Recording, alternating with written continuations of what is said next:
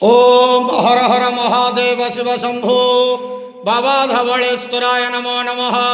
दीपं यदि परम ब्रह्म दीपं यदि जनार्दनः दीपहरत मे पापो पूजा दीप नमस्तुते। अहे धवलेश्वर महाप्रभु संसार सुगिरकंदु।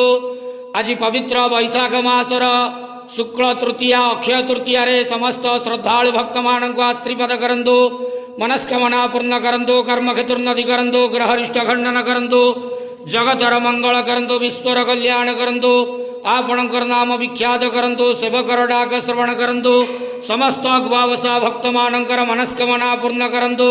महाप्रभु धवलेश्वराय नमो नमः। संसार सुखी रखंतु आनंद जवार हरि बोलो। आज पवित्र अक्षय तृतीया रे समस्त श्रद्धालु भक्त मानक आशीर्वाद करंतु आनंद जवार हरि बोलो। हर हर महादेव शिव शंभो। महाप्रभु धवलेश्वराय नमो नमः।